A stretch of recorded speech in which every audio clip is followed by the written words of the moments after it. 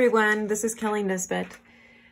Today what we're going to do is do a painting of a flower. I have a picture of a pansy here, which in my last video tutorial I showed you how to draw and sketch a pansy, and this painting today, this is going to be inspired by the artwork of Georgia O'Keeffe, and on my website on the lessons page I have some information about her. I'm not going to talk about that a lot today because we're going to get into the instruction of doing the watercolor. And what you're going to need for your watercolor painting is an image of a flower that you can look at and be inspired by. You're going to need some watercolor, and I bought some I've had this for a while, but I bought this. This is cheap from like the dollar store or Walmart or somewhere like that. I don't think I paid any more than $1 for it. So it's very affordable. I have a cup of water. Okay, I have a cup of water right here. I have different size brushes. I have a bigger one, I have a smaller one, and I have a medium size one. And I practiced with this idea. I did just a kind of a practice one on a big piece of paper. This is a piece of watercolor paper, so if you can, that would be great. If you don't have the watercolor paper, you can paint on just regular white copy paper. That's okay. This is all about practicing, so you know, you don't have to worry about the materials if you don't have them. So what we're going to do, we're going to think about how to frame this. Now, when Georgia O'Keeffe, she framed paintings or her frames, and what I mean is how it's cropped. She would usually, like in some of her paintings, like of her poppies, some other paintings, she would crop or frame the painting or image real close, kind of like I've done here. And whenever you saw the painting, or whenever you see the painting, it almost looks like an abstract. You might not be able to tell that it's a flower right away. And it's more about the different values, like I talked about in the drawing video whenever I did this. And if you haven't seen this video of me drawing this sketch, you may want to go back and check that out. That is on the lessons page as well. And there's a time-lapse. So you are going to do a painting today. I want you can watch the video all the way through and then go back and try it yourself. You may want to pause the video so you don't get behind. But you do want to think, before you start on your piece of paper, you might want to think about how you want to frame it. She did different types of paintings of different types of flowers. She did do some pansies. That's what I have an image of today. She was known, I think, for doing her poppies, the big red flowers with the black center. But she did a lot of different other types of flowers and painted in different ways. Some of them you can see the whole flower, and some of them are cropped close like this, or framed where the flower is filling the whole frame or going outside the frame. So think about that as you're creating your image. You may want to do some practice sketches like I showed you in the last video. Then I think about my different values. I'm going to sketch with a pencil first. Just do a light sketch of the petals and kind of shade in some areas, not so much because I'm going to let the paint do all the work for me. As far as creating the different values and shadows. So what I want to think about, this painting, it's not exactly, I'm not going to center it. I'm going to put like the center of the flower over here to the right corner, not right in the corner, but I'm going toward it. And then I'm just going to start in the center. And then I'm just going to sketch, thinking of the proportions of the petals and how they fill the frame. It's going outside the frame here. I'm probably going to cut this piece of paper off to have the square format. So this petal is going off the page, and this one is overlapping behind.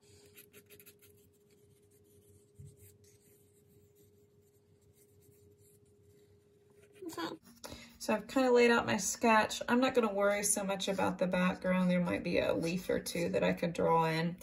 Now what I'm going to think about are my colors and my tones. And I don't know if that's in the frame. There we go. Okay, so I'm gonna look at this image and I see shades of blue, of course yellow in the center. So I'm gonna start with my shades of blue, and I'm gonna use my mixing area in my tray to kind of, and I've already done that.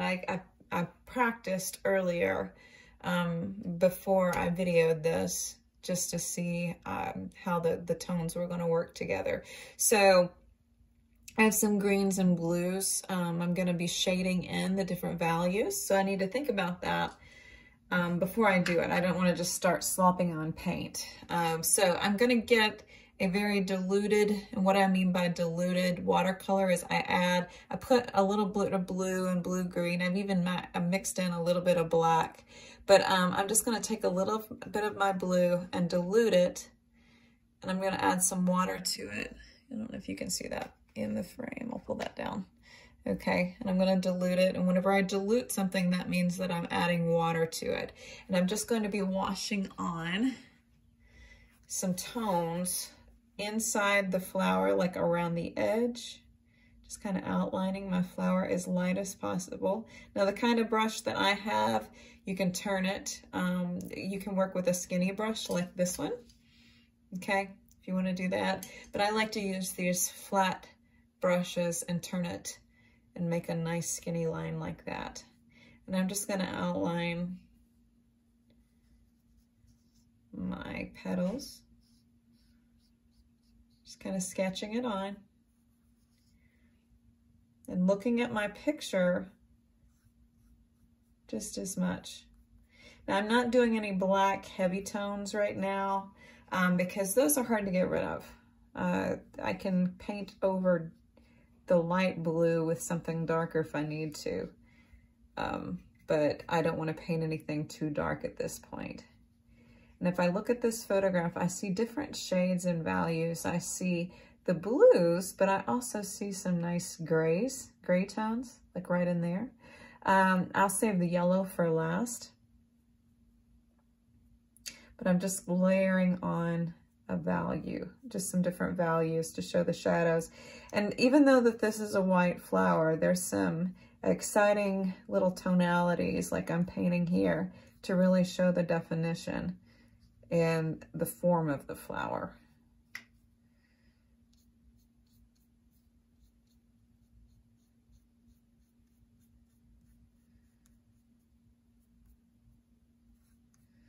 And what I mean by definition, I'm defining the flower. I'm showing you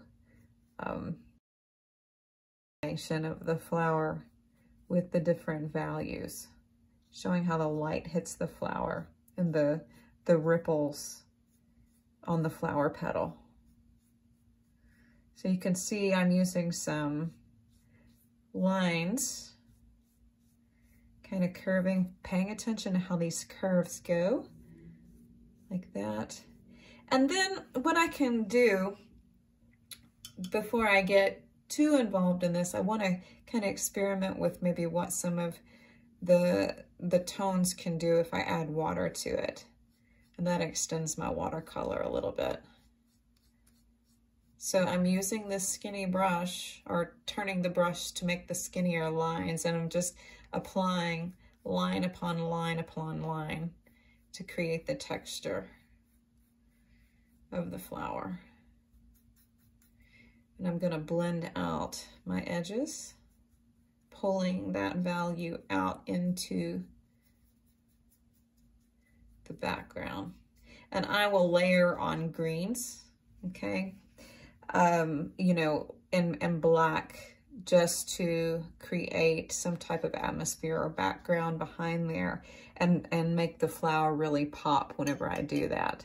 But I'm not going to do that right now. I don't want to layer on any heavy tones at this point. I'm just doing a light wash of blue.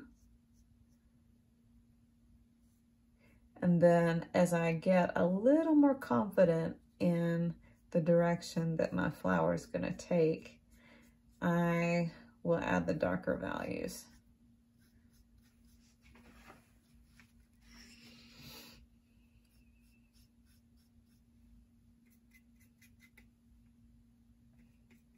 And I have mixed a little bit of blue and green, but I'm gonna pull that in. I'm gonna add a little bit of black, just a tiny little bit of black. The good thing about this watercolor that I'm using, it doesn't, you have to kind of get the water in the paint.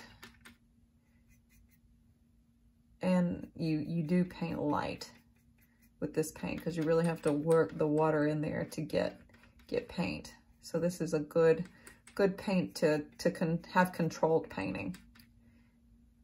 I have some students that they just go a little crazy with the paint. They add too much paint too fast, too soon, and they don't know how to control it with the water and diluting.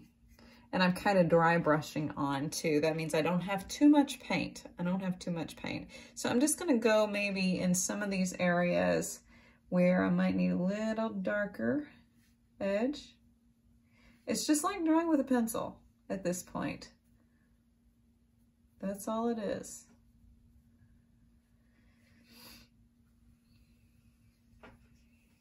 Now I'm gonna add a little bit of background.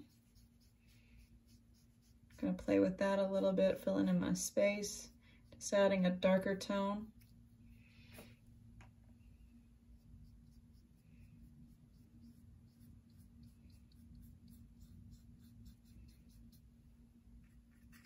I think I'm gonna start adding some green.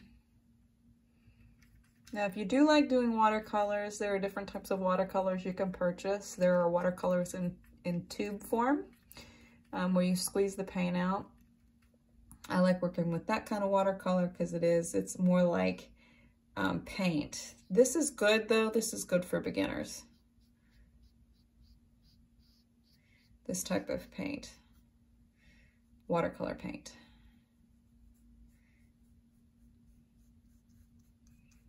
Okay, so as I'm edging,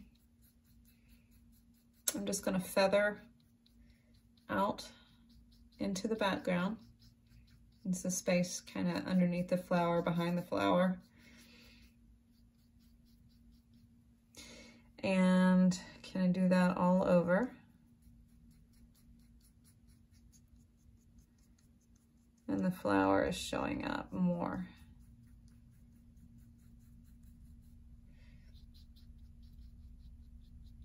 Now, I don't think I'm finished inside the flower yet. I'm gonna finish this up with time lapse, and you will see the finished product faster and sooner.